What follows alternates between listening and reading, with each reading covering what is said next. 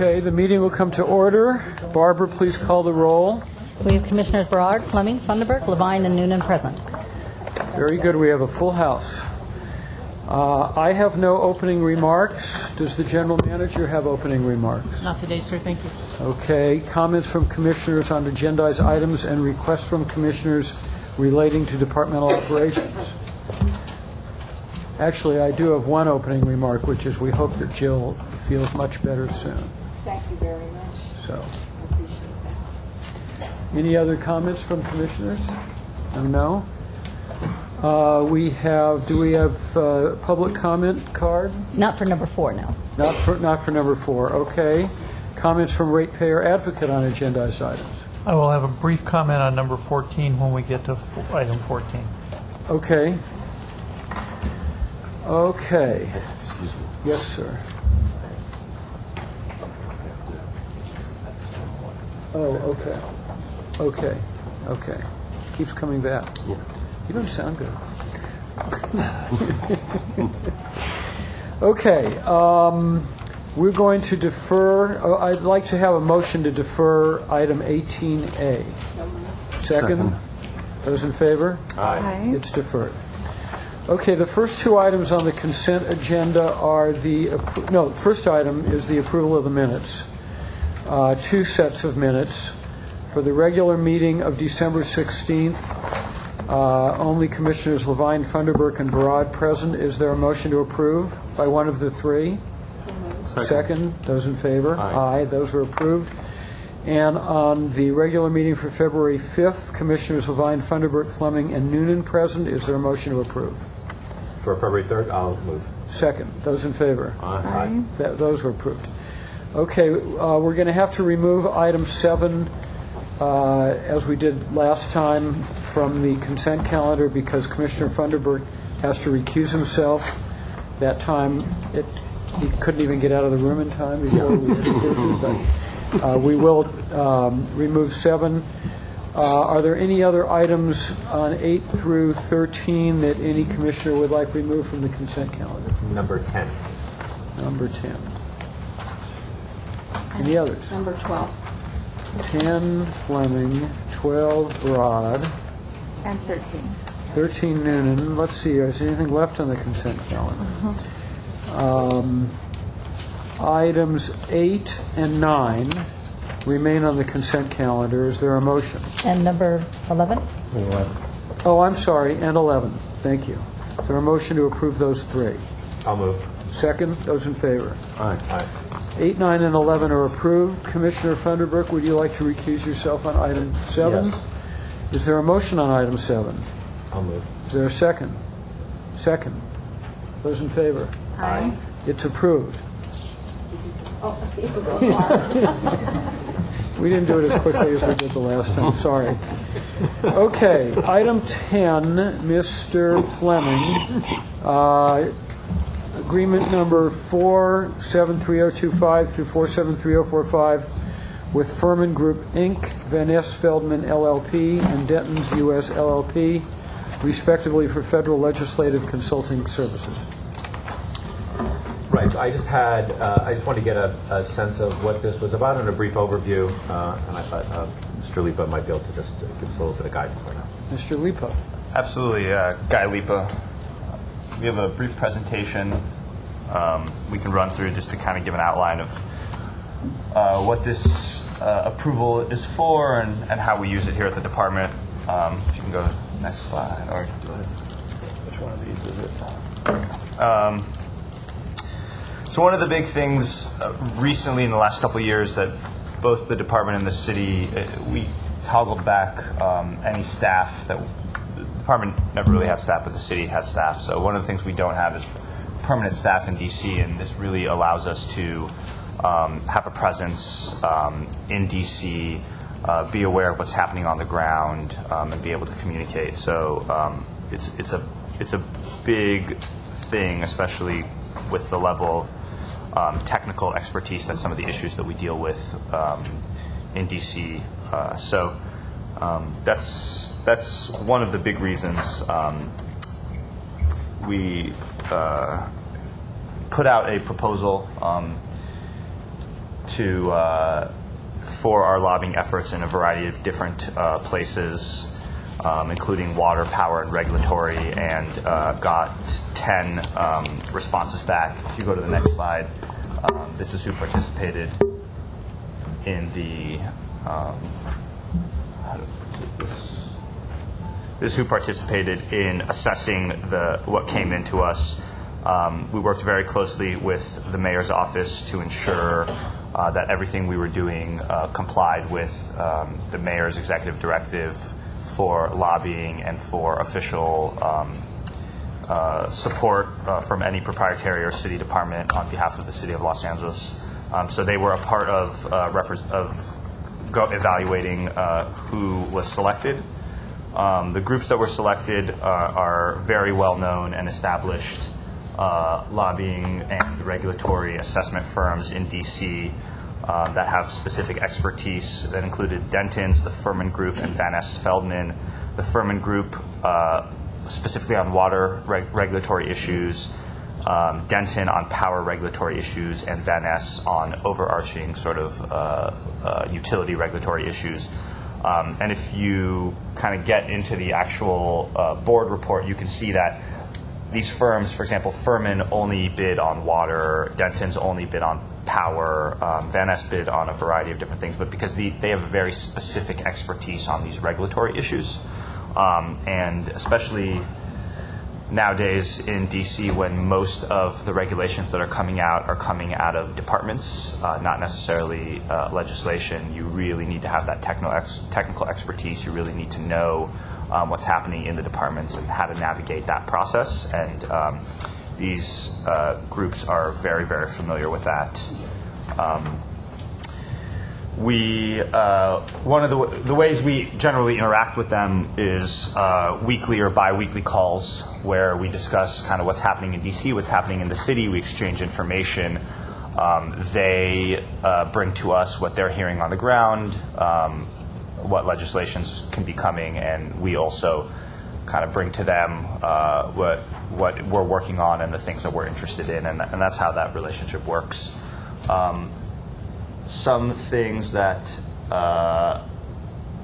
we've worked on in the past, just to kind of give an example, Owens Lake dust mitigation, expanding the North Hollywood operable unit, San Fernando groundwater wells. These are all things that are regulated out of departments in the federal government. And actually, probably Nancy Sutley can give a little bit of color into what it means to have a presence in D.C., especially when you're as far away from D.C. as California as can be. Sure. It's been my observation that California entities are at a big disadvantage in D.C. Because of the distance, and so having a kind of presence on the ground that's very focused. The agencies, work in very particular ways, so understanding how the agencies work to try to get through, as they're doing, national level regulations that will have an impact on the departments. So it's very important. Some examples of things that we've accomplished together with our representation in DC. A lot of these have meant significant fiscal savings for the department, and also more untangible on the dollars piece, but just operational ability to do a lot of the operational things that we do, including running our wind farms so that we can meet our renewable energy standards by the state. And so how do you kind of navigate with the different departments that regulate, for example, U.S. Fish and Wildlife, Bald and Golden Eagle Protection Act, and how we are able to find a path to operating our wind farms while also complying with the laws. These are very technical things, and that's something that you can't necessarily put a dollar figure on, but as the power systems will tell you, and to meet our regulations are vitally important, especially with the investments that we make in a lot of these wind farms. Dodd-Frank reform, this allows us to save quite a bit of money with regards to some of our finances. Water intake this is also millions of dollars in savings with regards to what technologies we can use, compliance, things of that nature. These are all very technical pieces, and allowing our sort of technical experts to work with people that really understand how the process works up there to get to a solution is really one of the things that is very helpful to have people on the ground to understand the process. And so those are some examples. This is how we will continue to interact and ensure that we are getting the quality work that we are paying for. Weekly reports detailing legislation has been introduced, bi-weekly conference calls, monthly accomplishments with their invoices, and we will continue to evaluate every 3 years exactly what we need as a department, what is happening in DC, and be able to bring to you, the board, sort of recommendations for the expertise that we need technically and relationships in DC so that you guys can evaluate them and ensure we're going in the right direction. Terrific. Thanks. I want to salute you and Nancy and your team for walking us through this. I think it seems to me a very wise expenditure of a fairly small amount of money, especially with the regulatory climate changing the way it is, and having a presence in DC. This seems really wise. And I also appreciate the coordination that the city is doing, this department and the mayor's office, to make sure everybody's kind of on the same page, taking advantage of things. So thanks very much. I really appreciate it. Yeah. Other comments, questions? Jill? Yeah, I just have a comment, a question actually, Guy. At the same time that we're having our lobbyists in Washington, is the department and the mayor's office, are you working concurrently with our legislators in Washington? And how do they all kind of interface with the lobbyists that we have there? We absolutely keep a strong relationship with our legislators in D.C. Whether our legislators are doing a whole lot in actually legislating is always, it's part of the when we are in the sort of cycle of elections and the president, and we try to stay out of the partisan sort of issues. But what we're finding recently, and this is why we actually toggled up in this contract, is much more is happening on the regulatory side of things in the agencies in Washington than on the legislative piece. Obviously, keeping a good relationship with our senators and our House members is very important. We try to go to D.C. When there are meetings that need to happen. We definitely coordinate with the mayor's office. But what we're really finding is the majority of the work, the real in-depth work that we're finding, is at the agency level right now. And that may change, and if it does, then we will have this conversation again, and you guys can direct us in that nature. Other comments? Other questions? Is there a motion? I'll move. Second. Those in favor? Aye. It's approved. Item 12, Commissioner Broad, Smart Grid Regional Demonstration Program Project Extension. Amendment will extend the term of the project for 1 year. The funding has already been approved as part of the Smart Grid project's overall $120,560,000 budget, which includes a $60 million matching grant. Commissioner Broad. Since this is a pilot program, I wondered if we could kind of publicly say what areas you're in and what you're finding. And I think it's so important that there's a pilot program, that we're testing it before we're releasing it, because we've learned from our mistakes. Absolutely. So if you could talk about the pilot program and where this is and what you're finding. Sure, absolutely. I'm Marvin Moon, Director of Power System Engineering, and with me is Sungli Chu, Manager of our Power System Applications. This is a smart grid demo that we're doing with the Department of Energy, and we also have some industry partners, including the University of California, Los Angeles, and USC, and the Jet Propulsion Laboratory. And we're demonstrating things related to advanced meter infrastructure or smart metering demand response, cybersecurity, and electric vehicle deployment and grid impacts related to that. We've had 3 basic test beds around Los Angeles, one around the Chatsworth area, where we've installed the metering and equipment on our distribution system all the way back to the substation. So we have a good control area. We've done some work around USC and also around UCLA, who are of course, our partners. What we've been trying to demonstrate is the idea of things related to how the smart meters information would be used, both for customers to help them manage their electric use better, also on our system, so we can detect the kind of loading that's happening more real time, detect outages sooner, be able to respond to outages sooner, faster.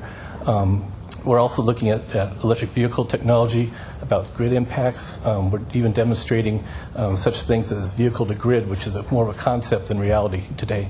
So this is sort of cutting edge stuff, but the idea is that we get things in place, we can try them out, and we can say, yeah, this works, and no, let's not do this one. So when we go to the full deployment, we'll be much more informed and know our real costs and our benefits. So it's 2 years, and now you're asking for an extension, so it would be a 3-year pilot program? Actually, we're in year.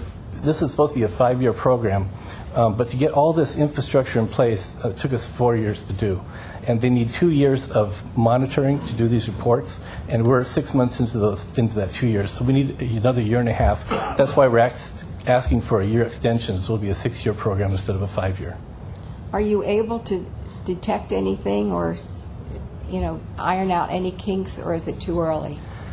We've learned quite a bit, particularly related to what it really takes to install automated metering, the communication aspect of it.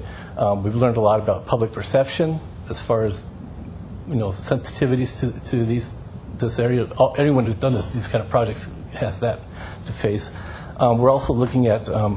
We've learned a lot about the effects of electric vehicles. To date, it hasn't had it's not everyone thought that would be take the system down, but there's hardly been negligible effects on our system to date.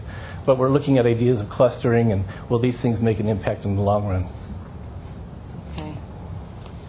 Now, the 3 sites that you've chosen, that's because you have relationships in those areas?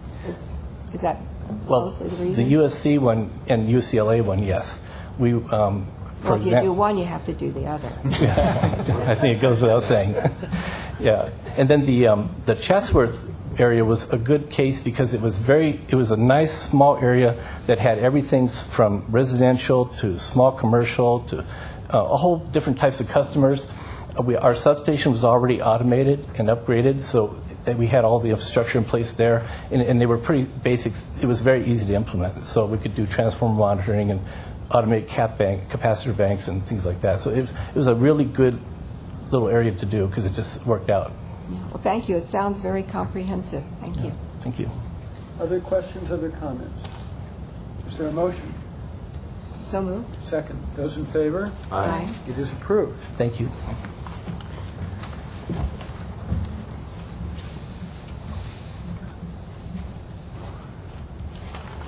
Why do I have a note on item 14? 13.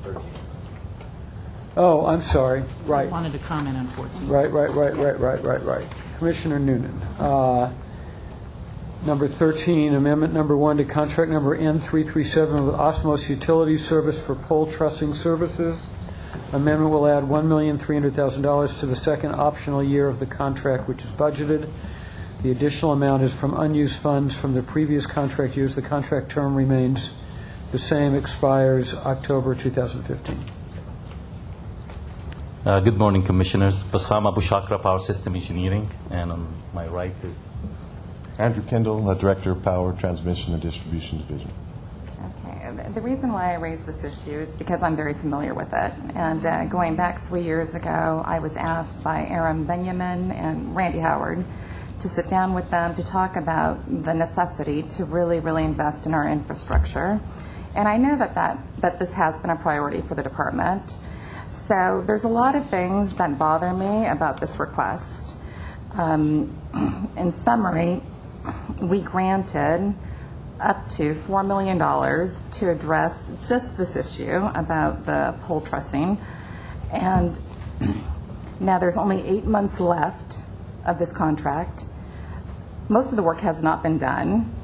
So how do you explain that the majority of the funds are going to be used within the next 8 months?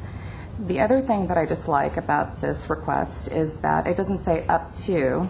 It's basically just writing a check for this fixed amount when a lot of the work does not appear to have been done.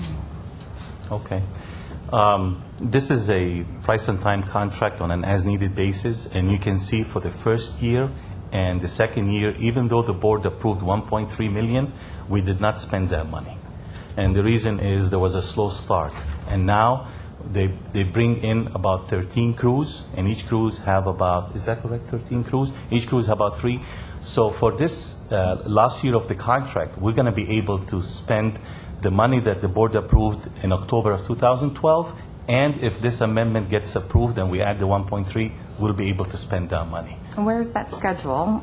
I mean, I think that would be really helpful to show how you have a contract that was planned out for 3 years. Most of the work has not been done, yet you still want the full funds, and all of this work is going to be accomplished in 8 months.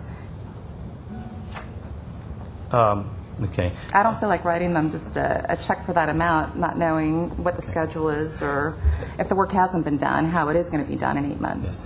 Only they will be getting paid if the work is getting done. We don't pay them if it doesn't get done. And again, this is a three-digit contract on an as-needed basis. I'm not sure if I'm answering the question straight, but we were able to ask them to commit to do inspection, and since October of last year, they were able to do that, and we expect them to get on board and spend whatever money is on this year. But we can provide a schedule. PST&D, they can provide a schedule what they have done up to date and what they plan to do for the next 8 months.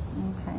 So maybe it's me. I did not read it that way. I read that we are agreeing to give them this amount by the end of their contract in October. So just in the future, I'm going to vote against this, but if we are in this situation again, I think it'd be very helpful, at least to myself, perhaps the other board members, to have that schedule to see how all of this work is going to be accomplished versus 3 years to 8 months. Why was there such a slow start? I think internally, the staff in PST&D were not ready. The contractor were not up to speed, but we were able to push them to get up to speed. And you can see the first year expenditure was only $90,000. The second year was $300,000+, and this year they're going to be able to exceed what the board initially approved, 1.3. And if this amendment gets approved today, and like I said, there's 13 crews working right now doing inspection services and pole trussing services.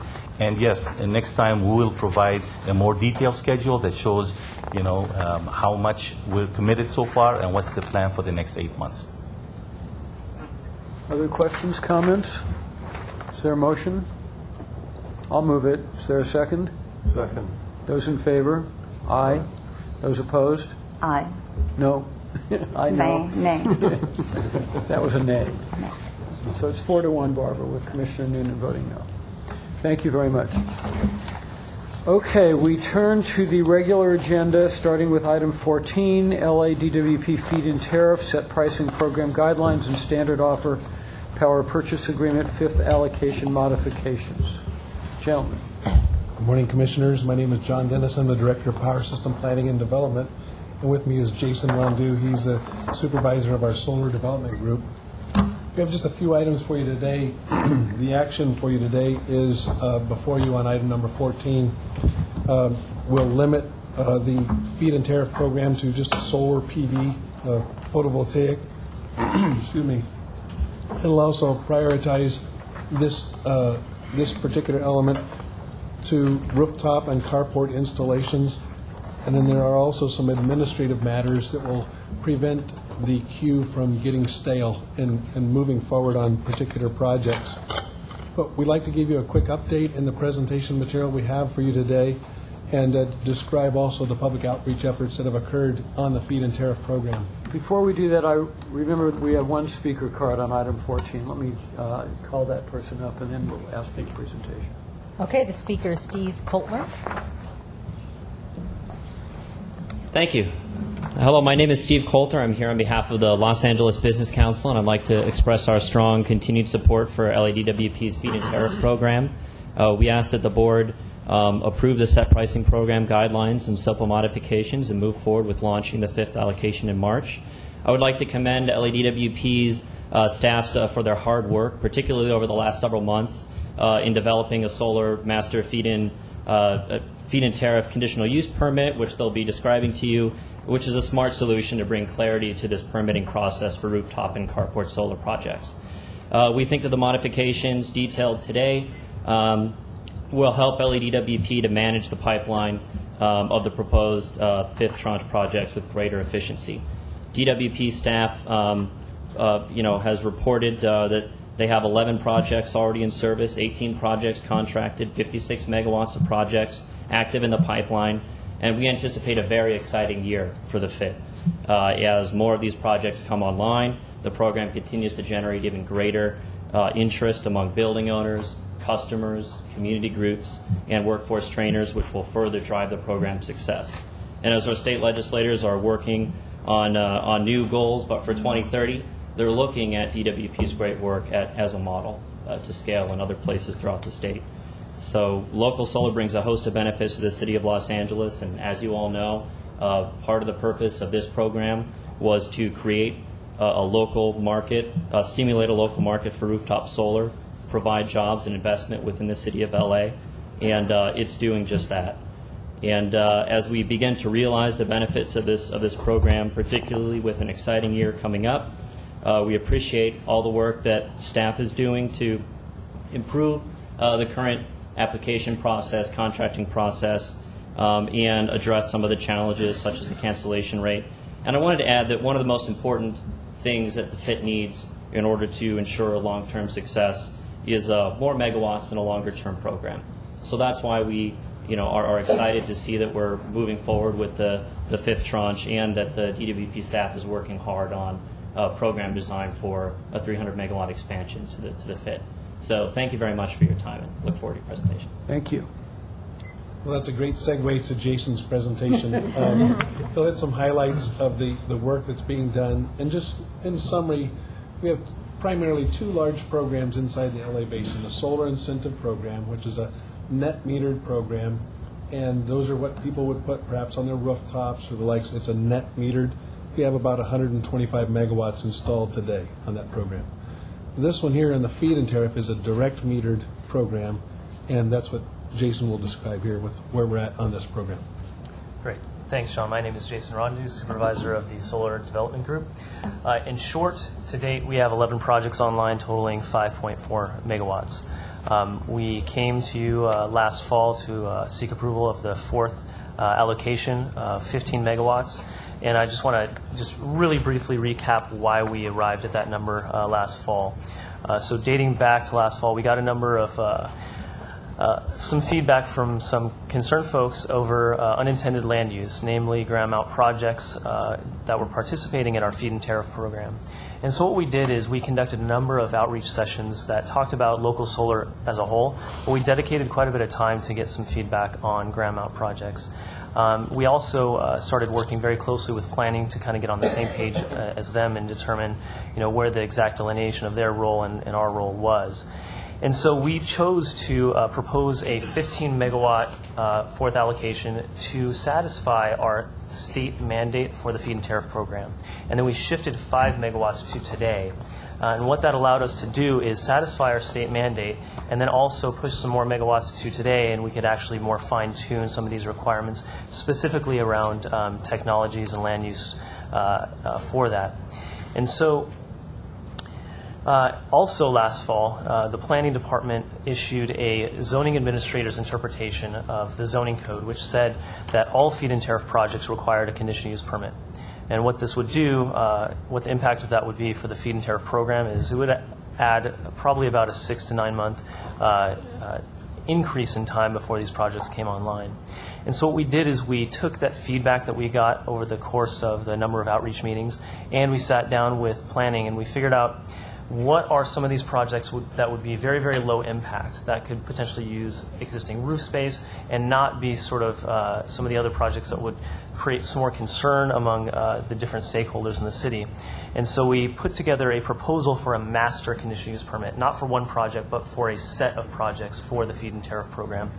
This would apply for ones that were coming online, ones that were not yet applied for, and ones that were in operation. And so what does that master conditional use permit look like? In short, it proposes to take rooftop and carport projects in multifamily zones and commercial zones, industrial zones, and public facility zones, and allow them to get administrative clearance through Department of Building and Safety. The process would be much like it was prior to the zoning administrator interpretation. There would be no net change in cost for these applications, and there would be a trivial amount of additional work to get these projects approved.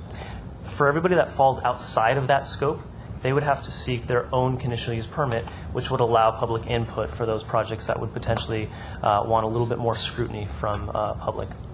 And so we submitted that application in December. In January, we conducted a joint outreach meeting with Planning Department to discuss in detail what that master conditional use permit application looked like.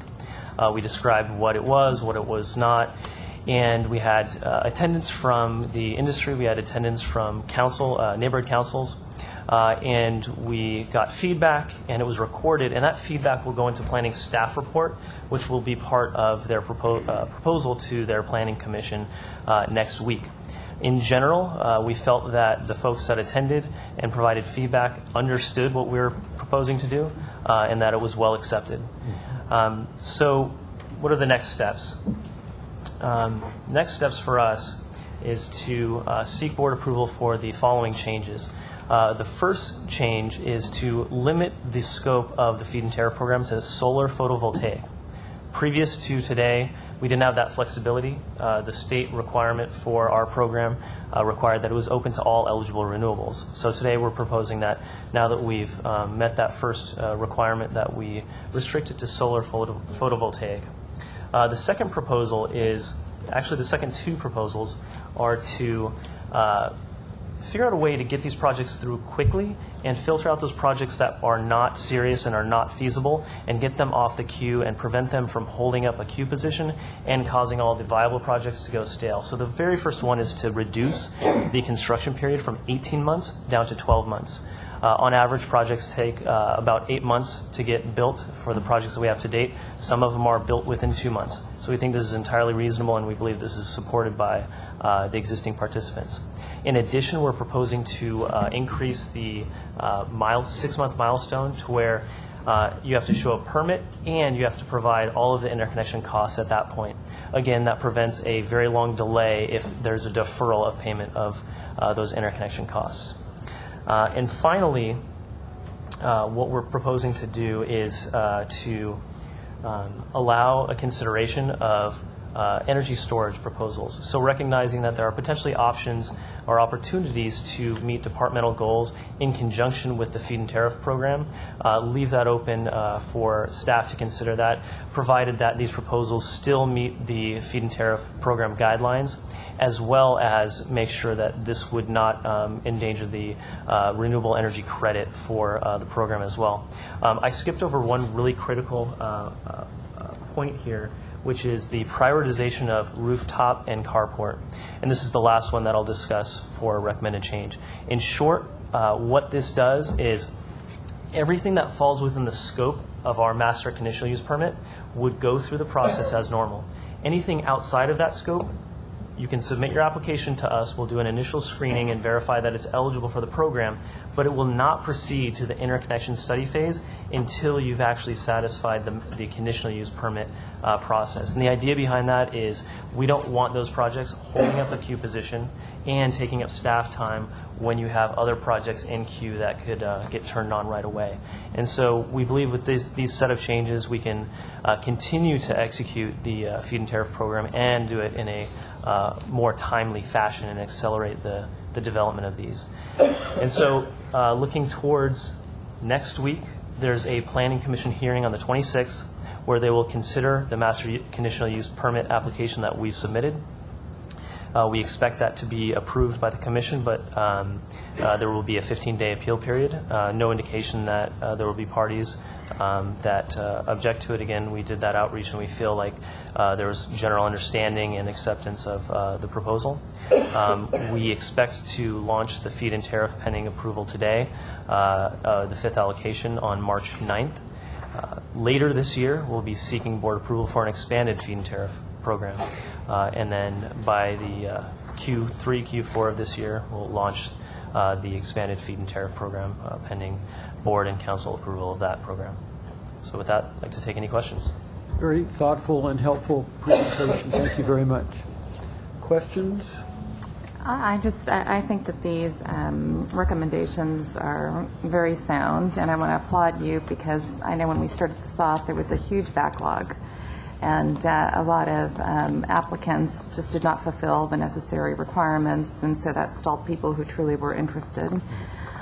Given these recommendations, can you just briefly discuss what is the appetite right now with our ratepayers? Is there a greater demand for rooftop, commercial, multifamily? Where are you hearing people really want to participate in this program? Yeah, I think it's very common to see these proposals in industrial and commercial zones.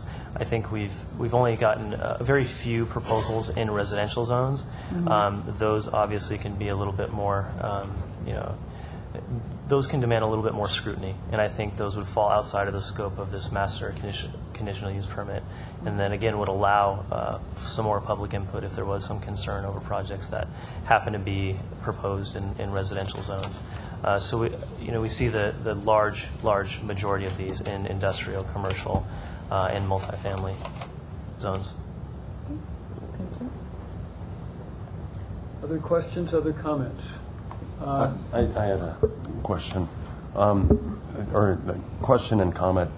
I had previously, when we went through the fourth tranche, inquired about the effort that DWP could make to reach out to real estate owners, nonprofits, that who would benefit from the FIT and whose money would stay in the community and not just be transferred out, which is the case for any real estate developer that owns property. So I wanted to get an update on that, and I would hope that that would be something to take into consideration in future tranches of the FIT. Yeah, I can give a real brief update on that. I know that we, in addition to the outreach meetings that we conducted to discuss local solar and discuss ground mount, we also, kind of on an as-needed basis and as requested, we do have workshops on the feed-in tariff program in different areas. We definitely work with the Los Angeles Business Council and other stakeholders that may request that we give a presentation and provide background on the feed-in tariff process, what's eligible and what's not eligible. And we typically have pretty solid turnout to those outreach events. And we had. I guess what I'm not worried about the Los Angeles Business Council because I think they're well funded and well represented. I'm worried about community. My concern is the community groups that actually have an asset in a building, but they may not have resources to attend these meetings, and how much outreach we're doing with them. Yeah, I think we can. What we can do is reassess whether or not we're comprehensively identifying all the potential participants, and see if there's an opportunity to do additional outreach beyond that. We can certainly look into that. We'll do that. Jason, isn't in the developing community solar program, isn't there an emphasis now that's being placed on trying to ensure those assets are developed where the benefit stays locally? Yeah, so for the community solar program, the proposed community solar program, where we'd leverage our utility-built solar projects and allow our customers to potentially buy in and own shares of that, that would help those folks that didn't have access to participate in our solar programs today do that.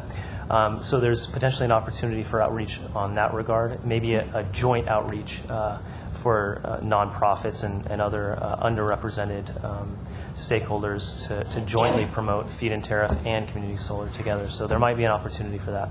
Okay, we must have listings internally in our community organizations of NGOs and other CBOs that we could potentially do a mailing or specific outreach to. Right.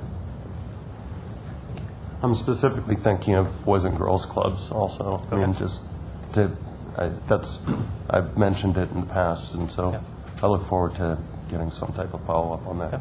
Thanks. Dr. We'll do that.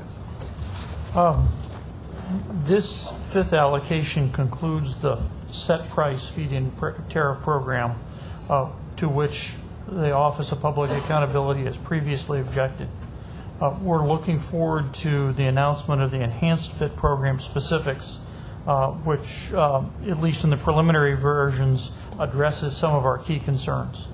But in addition to that, our net metering programs, which is where the site owner uses electricity on site and is only releasing the excess to DWP, is a narrow program compared to other programs in the state at this time.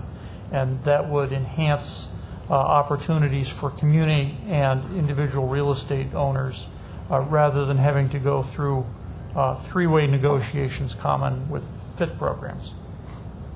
So we think the potential for enhanced net metering programs, which are also being considered by DWP, is a more effective way to go on this. Thank you. Other comments, other questions? Is there a motion? So moved. Second. Those in favor? Aye. Thank you. Thank you very much. Item number 15, authorization to issue up to $600 million of power system revenue bonds under resolution numbers 4894 and 4895 to refinance certain outstanding power system debt. Phil Leiber, I'll be presenting this. So this is a supplemental resolution. This should look familiar in that at the last meeting, the board authorized the initial resolution to allow us to refund up to $1.5 billion. This will give us the authorization to go forward with $600 million of a particular refunding that will save us about $183 million, and that's about $7.3 million per year. And what that can do is allow rates to be lower by about 0.5% per year than they otherwise would have been. This transaction will be led by two banks, Bank of America, Merrill Lynch, and Barclays Capital, and it will be supported by a team of 6 co-managers, including BMO Capital Markets, Cabrera Capital Markets, Loop Capital Markets, Samuel Ramirez and Company, U.S. Bancorp Investments, and the Williams Capital Group. So we're very pleased that the market conditions are such that they will allow us to really save a lot for ratepayers, and we'd like to move as expeditiously as we can on this one. Thank you. Questions, comments, applause? I move approval. Second. Those in favor? Aye. It's approved. Very nice. Item 16, bid number 532R2 for services for installing, removing, and maintaining overhead distribution facilities south of Mulholland Drive with Edison Power Constructors.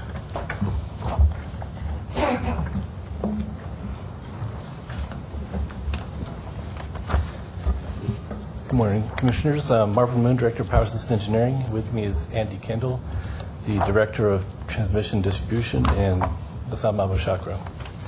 We are seeking approval for a contract for construction services for overhead distribution crews to be serviced our service area south of Mulholland Drive.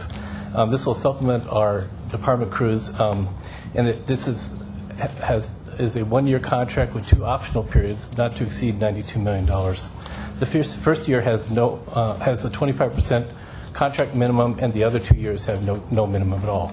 Under this contract, Water and Power would be providing the materials for including poles, wires, cross arms, and other hardware, and the contractor provides, of course, the tools and equipment and the labor services. These crews will be supporting our department crews to help our power system reliability program. The contract will support replacement of up to 1,500 poles per year, and they'll be doing other work as well, including upgrades and modifications to support low-growth reliability jobs and new services. Now, if you recall, there's also 2 other previous contracts in place. One contract is for overhead services north of Mulholland, and the other contract is for underground cable work throughout the whole city. And we've split up the contracts to provide more competition in our bidding process. And we open it up for any questions. Questions, comments, Commissioner Broad? Thank you. The 1,500 wood poles, they'll be replaced over what period of time? Well, that is 1,500 per year, poles per year. So how many years is that going to take? Ideally, we'll be, along with the department crews and the contract crews, we want to ramp up to 5,000 poles per year just to stay even. That'll be perpetual, forever, just because poles are aging out and you just have to keep replacing them as they age out. I don't understand that response. The 1,500, that's what this $92 million is going towards. Yeah, is over a period of how many years? This contract is for 3 years. 3 years. That's Yes. okay, because it says 2 optional. Right. 1 contract year and 2 optional years. Okay, so that's over 3 years that these would be replaced. That's correct. Okay, and then do you have this all mapped out exactly where they'll go south of Mulholland? Yes, we've identified poles that through an inspection process. They find poles that need to be replaced, and then they're put in the queue based on severity and prioritized, and then they send the contract crews out to replace So you've got a them. list of the 15, of how many now? It says approximately 1,500, so you've got a list Yeah, we have a list. now? That's correct. And so how many will that leave that will not be, can you estimate that would not be replaced? It would be a continual process. As we replace poles and poles age, every year we estimate between 1,500 and 2,000 poles get to that point that they need to be replaced. So it's a continual process, and why our goal for this contract is 1,500 poles. Eventually, Mr. Moon said, our goal is to ramp up to where we're replacing between 4,000 and 5,000 poles every year. That's, okay, that was the goal, okay. And so then, basically, they're on this list because of their age, and they deteriorate over time? They're based on condition. They're just some poles that can be old and still be in good condition, but even some younger ones may need to be changed. It depends on what kind of soil it's sitting in, the water, bugs, and things like that. So these are poles that have been identified to need replacement because they've had some degradation to them. Okay, thank you. Other questions, comments? Commissioner Noonan. I do. I think, thank you for all of the information you have shared with us, but I think that there's a major component missing from this discussion, and that is that the funds that you're asking are supplemental to the work that our employees will be doing, and it really hasn't been outlined what our employees will be doing versus what Edison Power Constructors will be doing. How is that work divided? I see through the addendum all of the requests that IBEW is making about overtime, everything else, but how, are we supposed to digest the request for these funds and not knowing what we're paying our employees, as well as, what we should anticipate with overtime costs? Our crews currently, along with the contractors, are doing all of our new business installation, our system upgrade work. Currently we're working many of the MTA jobs, the Expo jobs. We just completed the cutover for USC Medical Facility. There's no shortage of current work for our crews without touching these contracts or the work that these contractors will be doing. Our crews will also be replacing deteriorated poles, cross arms, working on many of the other fix-it tickets that have been outlined previously. So along with this work, our new business and system growth work, which is hundreds of thousands of man-hours per year, we'll be working on those as well. Do you understand how it's difficult for me to approve such a large request with just these generalities? I respect and appreciate everything that our employees do, but without knowing how this work's going to be divided, this is a lot of money to ask for over 3 years, and not knowing what we're paying our employees and who's doing what, I just feel that this request could have been more detailed. I would like to make an observation that part of the reason we are in a situation where we have to ask for supplemental contract crews is that we have been unable to hire and train sufficiently over the last 4 years. So we created this gap in our own ability to respond. And they're reflected in the, how many tens of thousands of fix-it tickets are out there now? Over 40,000. Yeah. As Andy points out, there is no shortage of work. But when we stop the hiring and training flow, we are now significantly overcommitted, and overtime continues to expand. And so this is really an effort to try to hold down those costs by the use of contractors. We've assessed the system through the power system reliability. We have goals and targets for remediation in each of the major sections, and now it's a matter of applying the resources. I hear the sensitivity about tracking, and I think what would be of a benefit is if we do a presentation again that talks about how within those work packages do we decide what gets done, how do we track what our crews are doing, how do we track that we're getting value out of these contracts. It's a fair question to ask, and we should be reporting back to them on things like this. I appreciate your comments, and I do understand the magnitude of the issue.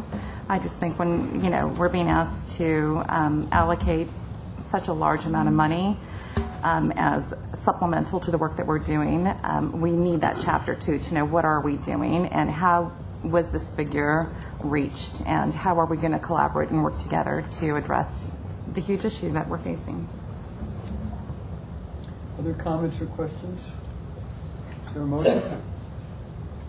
I'll move. Second. Those in favor? Aye. Any opposed? I am, just because in the future I think it's important for all of us to understand in greater detail what we're buying into. Fair point. 4-1. Thank you. It's approved. Thank you. Okay, we move to monthly report on financial services organization for December. No additional comments. We've deferred the benchmarking presentation, 18A. We move to 18B, the presentation on fiber optic enterprise.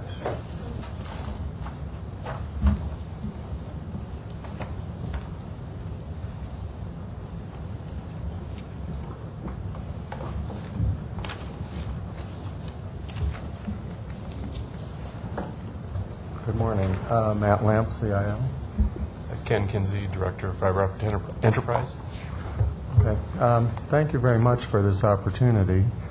This is at the request of Commissioner Fleming. Commissioner Noonan has been through much of this, as we had one previous commissioner, Commissioner Moss, who really helped us take some good deeper looks at the fiber enterprise with the board. So we'll try to do this fairly quickly. Just some basics about fiber. Essentially, fiber replaces copper cable, uses very fine glass strands as the vehicle for transmitting data. It's powered by laser and has really almost infinite capacity. We've tested over a couple fiber strands up to 100 gigabit links for a customer who wanted to do some trials. And when you then start multiplying that by the number of fibers and the potential, even within a fiber, to divide it into multiple wavelengths, you get really quite astronomical carrying capacity. It can be provided as a dark fiber asset. Most of the contracts you see are for dark fiber. there is some competition in the dark fiber market, but really dark fiber requires the customer own and manage the equipment at both ends of the connection.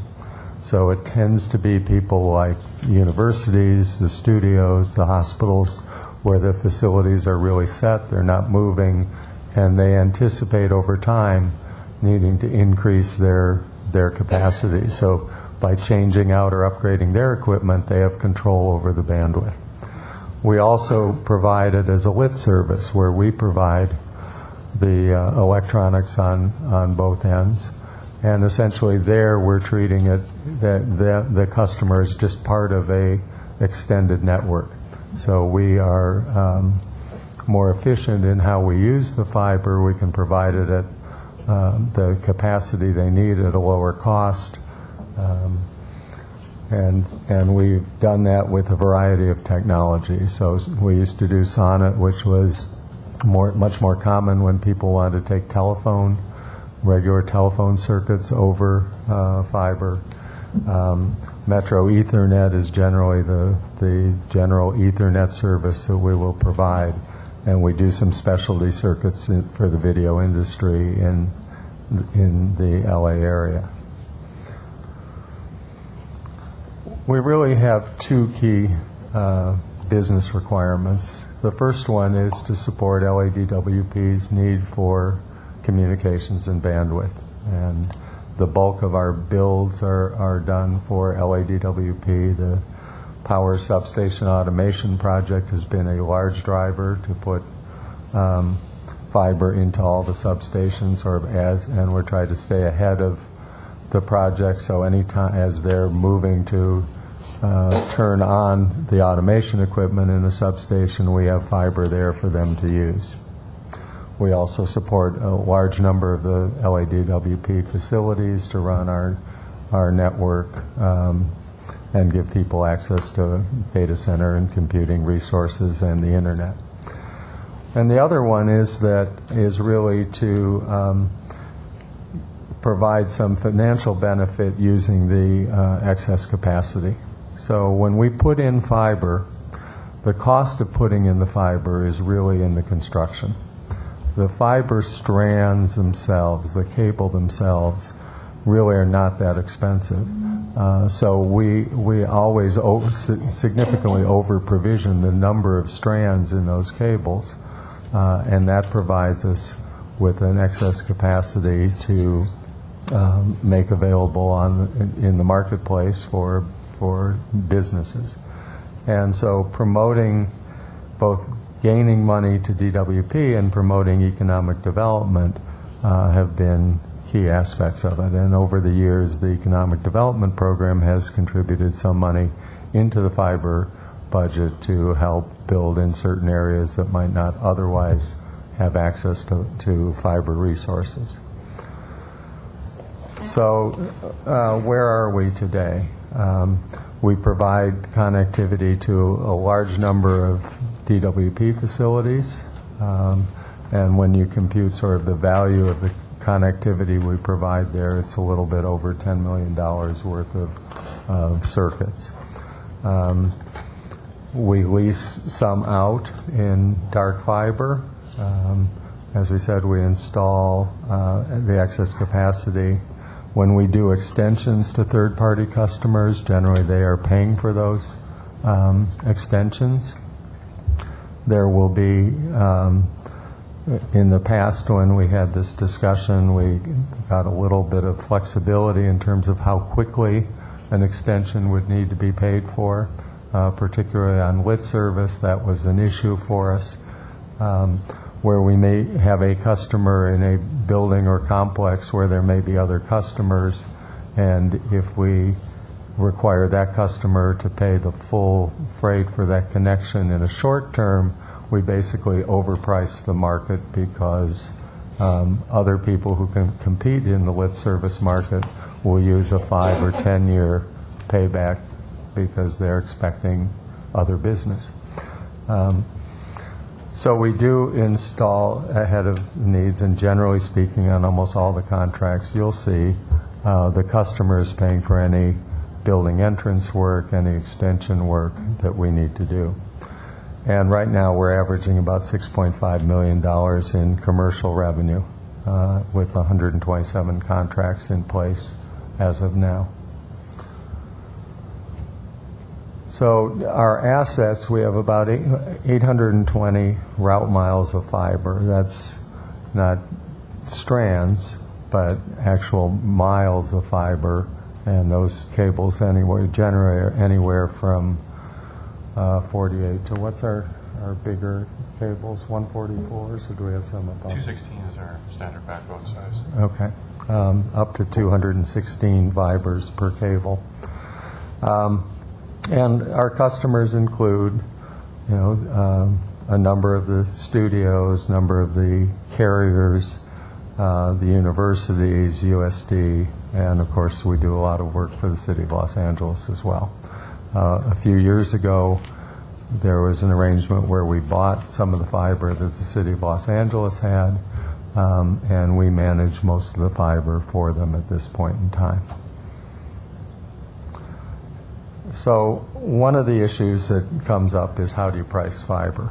And we try to price it really at a mid-market level. We want to be competitive in the market. There were always concerns about really sort of undercutting the market. There was also always a concern about price gouging because in some places we might be the only game in town. And so the board, working with the board, we set this mid-market strategy. We do face competition in both areas, particularly in the lit service area where competition is quite significant. On the dark fiber, we made a change a couple years ago based on a consultant study, and we sort of differentiated. We used to be a single price sort of per mile of fiber. We recognized that really short runs really should be priced higher than longer runs, and we have adjusted our pricing based on that model. We have minimum pricing along those lines. Okay. We offer discounts for government educational and for quantity and longer-term commitments. So you'll see sometimes in the contracts a provision where we won't reset the price for a number of years, and that's based on the discount.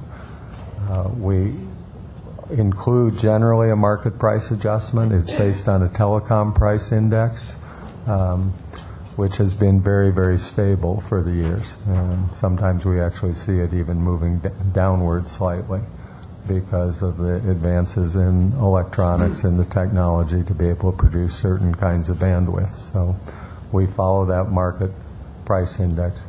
We do include a price adjustment at a minimum of 5-year intervals, but often it's much more, in a lot of the contracts, it's much more frequent than that. And then we do retain an outside consultant to review pricing. We do it every 2 years. Well, the last one was in 2014. The contracts you've been seeing have been based on that price study. We are preparing the RFP to go out again so that we will be able to do that study again in 2016. We did work with Commissioner Moss and also prepared a strategy, had an outside consultant review our overall strategy. They looked at a number of scenarios for sort of future directions of fiber. They made some recommendations on reducing rates under certain circumstances. They made a recommendation on price adjustments for renewals, which we do use, and some volume discounts and flexibility to negotiate discounts in competitive situations. We have had some of that flexibility come into play. I think there have been a couple cases where we've mentioned that to the board. We do some discounts, as we said, on graduated scale. One of the big issues that came up in the study really related to some of the strengths and weaknesses of our current arrangements, which we'll get to, that really sort of tied into overall where they said we should go. Our capacity today for utilization, and this is really if you count all the fiber miles, right? For DWP, we use about 5%. For our existing customers, we use about 5%. Keeping a very significant reservation for DWP, we believe we still have about 30% of the fiber that can be made commercially available. Now that varies route to route, and there's some routes that are fairly congested. And if we have demand on those, we continue to look for good opportunities to make more capacity available there. But overall, we see potentially a six times expansion in the amount of fiber that's used for commercial use without impacting DWP at all. And then we're really expecting sort of a 75%, we're calling 75% full utilization. And that has to do with issues of some occasional deterioration in fiber, other things, just to keep a very conservative margin on what we can use. But the point of this slide is there's significant growth potential available given the fibers that we have in the ground and on poles today. So the business expansion part of the study really suggests we could, depending on the option we choose, increase 50% within 5 years, but sort of depending on the structure of how we work, get up to sort of $28 million and $45 million across the services, which are significant increases, but they take some significant change in how we do business. The model that seemed most feasible is really to explore wholesale partners, and that, as we'll talk about with the strengths and weaknesses, is a way to address some of the significant issues that impede us in the marketplace today. But at the same time, sort of just on the heels of that, the mayor and council have been working on the LA Community Broadband Network proposal. They did an RFI last year. They're preparing an RFP to look for one or multiple in different sections of the city, people to come in and basically agree to build out gigabit fiber to everybody. And as we work with the group on that RFP, if that RFP is successful, that is really the best route to a wholesale provider. And it's one that really is working with the city, and our assets are actually part of the reason that they believe that they may be able to be successful in this endeavor. That is, we may have the possibility for wholesale to provide them an initial backbone, some initial locations for their what they call fiber huts to build out of, and allow them to move to the market much faster than they might if they have to start from scratch. And so we haven't done a lot of other work on the notion of a wholesale connection until we really explore what's going to happen with this. It's very much in line with the city's strategy, and it could dovetail extremely nicely with our options. If that turns out not to provide a viable candidate, then we'll go on our own in terms of further explorations. And frankly, some of the responses to the RFP may give us some good pointers as to who may be good, viable partners to expand this business, because we do think it does have the potential to expand and deliver more return on the assets we have to DWP ratepayers than we're getting today. In light of all that, in light of some of the complications, the strategy report sort of said, just keep doing what you're doing until you can sort out where you're going to go with some of these bigger questions. You want to take some of the strengths and weaknesses? Sure. We have a number of strengths and some weaknesses to go with it. Our biggest strength is probably the reliability and speed of our connections that we provide, both for the department and for our commercial customers. That's one of our highest rated strengths compared to our competitors in the commercial space. We do have a comparatively low cost of capital compared to our competitors. We possess a fiber network that we can cost effectively reach any building that the department serves power to. And that's important because we have those pathways and because they're different than the pathways that other providers provide. So other providers all come in through a telecom pathway. We come in through the power pathway. So if you're looking for redundancy in your high-speed data connections, we have an advantage there, at least providing that secondary path or backup path. And a fair amount of our business is providing that redundant pathway that the other providers can't provide. We've also upgraded our Metro Ethernet and video service platforms to market-leading technologies, so we have a greater ability to provide lit services that our customers are looking for. Now, on the flip side, one of our weaknesses is we do have a lengthy bureaucratic contract approval process. I mean, this is part of it appearing before this commission. Other providers can do contracts or commitments with a service agreement. Even some municipalities like City of Burbank can do a service order to provide service. We have to go through a much more complicated process that's more like a purchasing process than it is a service delivery process. So FOE, the fiber optic enterprise, doesn't control and cannot set priorities for dedicated services from any infrastructure expansion functions. Kind of an amusing one is the pole spotter function. That's to go out and actually verify our routes. My engineers can design a route, but we can't proceed with that route until we get the department's pole spotters to verify the wind loading and stresses on those poles to make sure it'll hold up that fiber and not cause any problems. So that's a service we often have to wait many, many months for, and that makes us much less competitive in the commercial space. Let me just comment on that, because we had discussions with Power, and they were hiring additional pole spotters, and we believe that at least the pole spotter priority issue will get settled fairly quickly. In the past, at one point, we had a contract pole spotter, so we were at least able to keep up with our competitors, because most of the competitors have contract pole spotters who will submit all the loading data to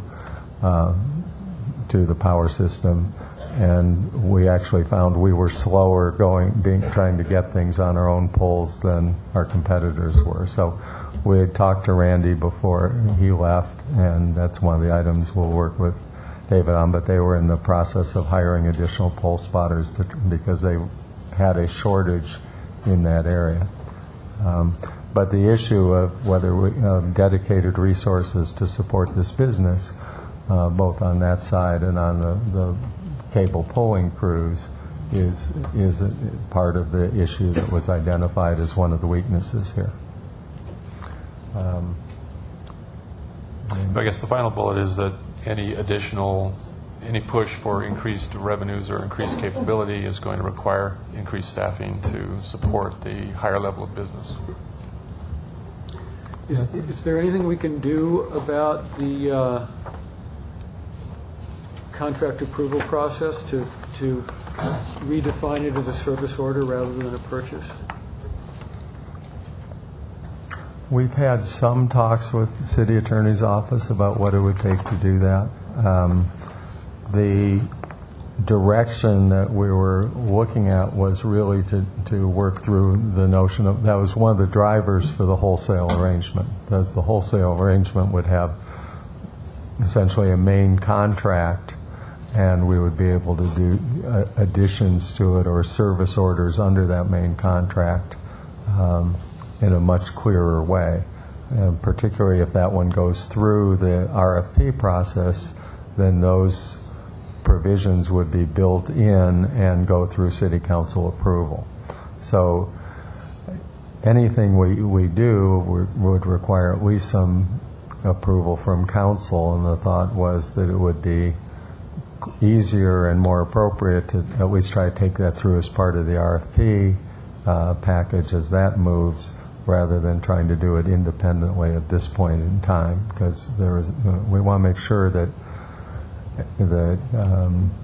everybody is clear we are participating with the rest of the city on this project and not trying to go off on our own and doing something separately there.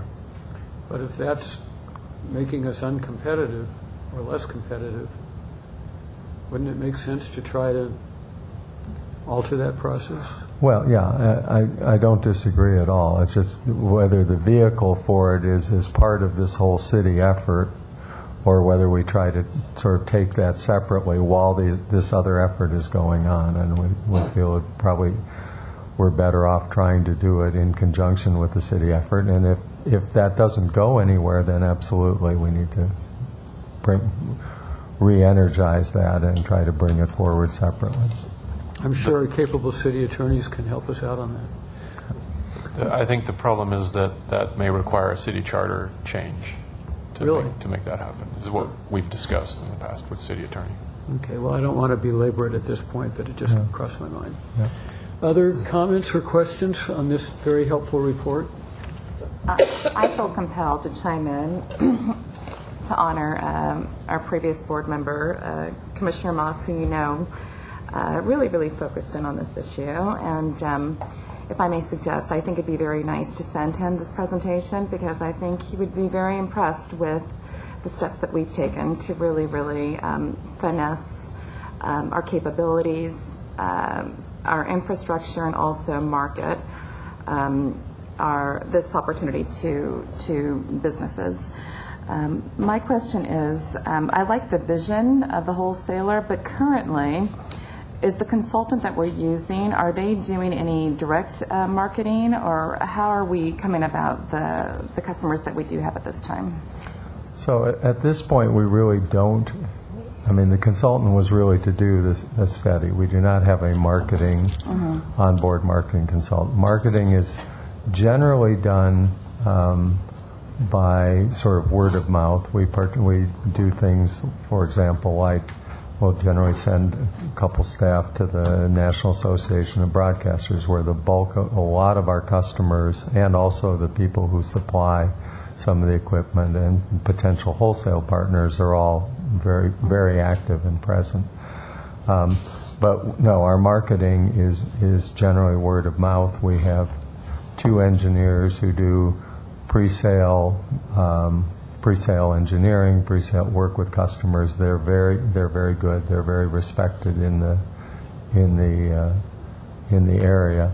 But it is part of the when Ken referred to increases in some resource. If we're going to try to drive this market farther, that's a place we would need to go, either with a marketing consultant or some increased capacity in that pre-sale engineering group.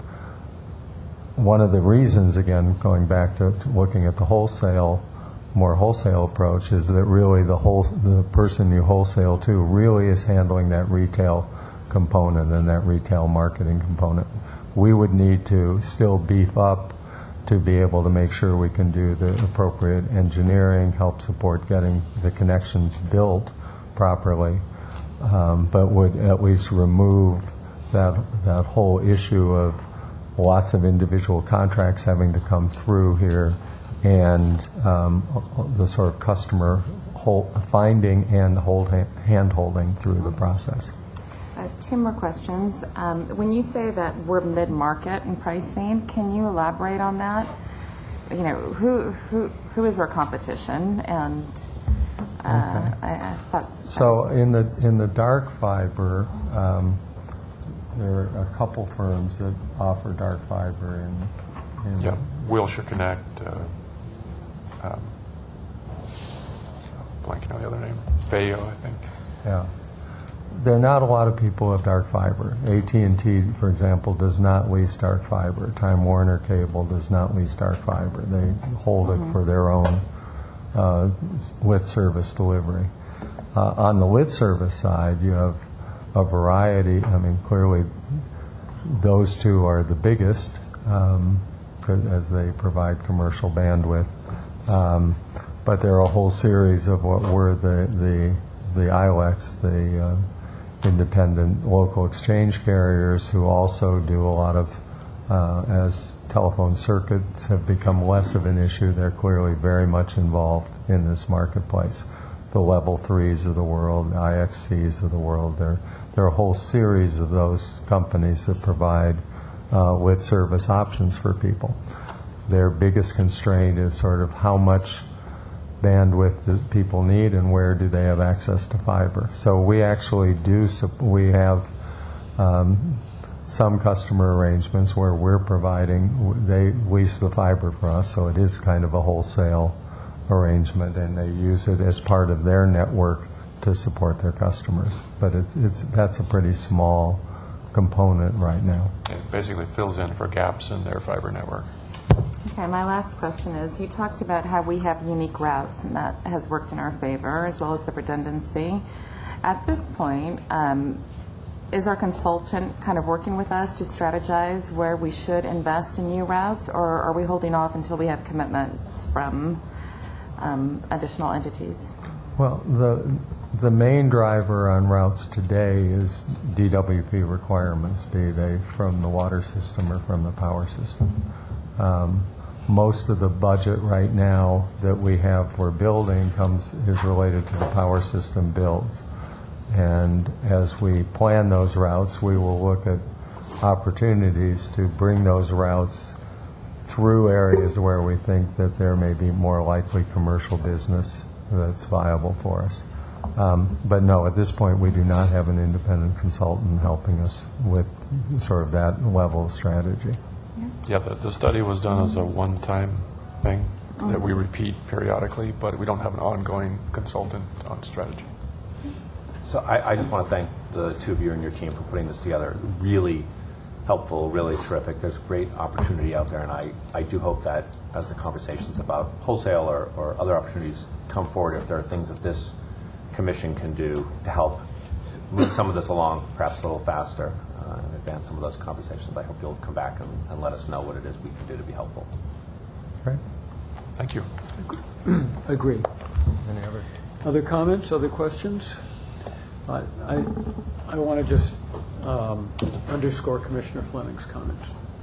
Thank you very much. Counsel? Yes, sir.